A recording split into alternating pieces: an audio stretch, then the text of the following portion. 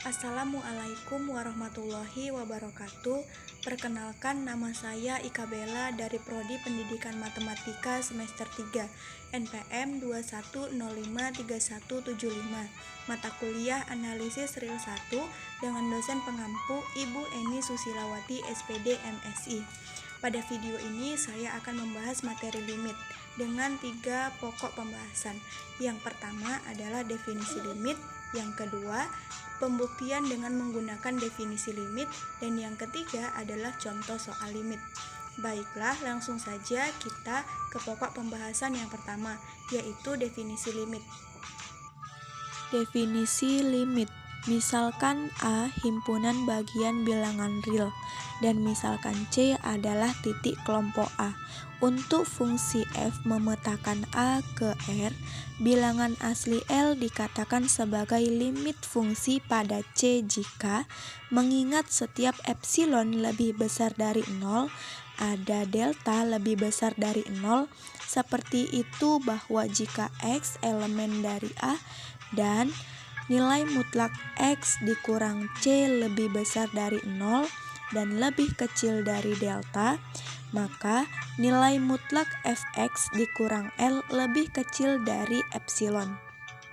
Pembuktian limit dengan definisi diambil dari teorema. Jika fungsi f memetakan A ke bilangan real dan jika C adalah suatu titik klaster dari A, maka f hanya dapat memiliki satu limit pada C. Buktinya, misalkan bilangan L dan L aksen memenuhi definisi untuk setiap epsilon lebih besar dari 0, maka terdapat delta dikali epsilon per 2 lebih besar dari 0, sedemikian sehingga jika X elemen dari A dan nilai mutlak X dikurang C lebih besar dari 0 dan lebih kecil dari delta dikali epsilon per 2, maka nilai mutlak Fx dikurang L lebih kecil dari epsilon per 2, serta juga terdapat delta aksen dikali epsilon per 2, sedemikian sehingga jika X elemen dari A dan nilai mutlak X dikurang C lebih besar dari 0 dan lebih kecil dari delta aksen dikali epsilon per 2, maka nilai mutlak Fx dikurang L aksen lebih kecil dari epsilon per 2. Sekarang, misalkan delta didefinisikan infinite dari himpunan delta dikali epsilon per 2 dan delta aksen dikali epsilon per 2. Maka jika X elemen dari A dan nilai mutlak X dikurang C lebih besar dari 0 dan lebih kecil dari delta, ketidaksamaan segitiga tersebut menyiratkan bahwa nilai mutlak L dikurang Fx ditambah nilai mutlak Fx dikurang L aksen lebih besar atau sama dengan nilai mutlak L dikurang L aksen dan lebih kecil dari epsilon per 2 ditambah epsilon per 2 sama dengan epsilon. Karena epsilon lebih besar dari 0 dapat berubah, kita menyimpulkan bahwa L dikurang L aksen sama dengan 0, sehingga L sama dengan L aksen. Baiklah, langsung saja kita memasuki pokok pembahasan yang ketiga, yaitu contoh soal limit.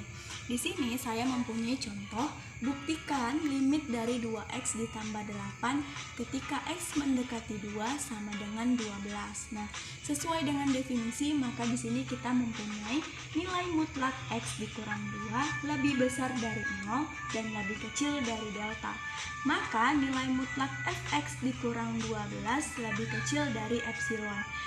Kita mulai menyelesaikan soal limit ini dari ruas kanan, yaitu nilai mutlak Fx dikurang 12 lebih kecil dari epsilon. Langsung saja kita substitusikan nilai fx-nya, yaitu 2x ditambah 8. Nilai mutlak dari 2x ditambah 8 dikurang 12 lebih kecil dari epsilon. Nah, bisa kita sederhanakan bentuk ini dengan cara menyederhanakan 8 dikurang 12. Maka jadinya nilai mutlak dari 2x dikurang 4 lebih kecil dari epsilon. Nah, dari nilai mutlak 2x dikurang 4, kita harus memanipulasi bentuk ini sehingga bisa menghasilkan nilai mutlak x dikurang 2 lebih kecil dari delta. Maka kita bisa keluarkan si 2-nya atau kita faktorkan. Maka 2 kita kali dengan x dikurang 2 lebih kecil dari epsilon. Nah, 2x dikurang 4 itu sama dengan 2 dikali x, yaitu 2x, dan 2 dikali minus 2 itu adalah minus 4. Nah, sesuai dengan sifat dari nilai mutlak, maka kita bisa mutlakkan si 2 sendiri dengan x dikurang 2 lebih kecil dari epsilon. Nah, tujuan kita tadi kan mau mencari nilai mutlak x dikurang 2 lebih kecil dari delta. Maka kita harus sisahkan di bagian sini, yaitu nilai mutlak x dikurang 2 lebih kecil dari epsilon. Maka kita bisa bagi kedua ruas dengan 2 sehingga 2-nya hilang dan yang tersisa adalah nilai mutlak x dikurang 2. Maka setelah kita bagi kedua ruas dengan 2, jadinya nilai mutlak x dikurang 2 lebih kecil dari epsilon per 2. Nah, di sini kita dapat kalau dari nilai mutlak x dikurang 2 lebih kecil dari epsilon per 2, jarak x dengan 2 kurang dari epsilon per 2.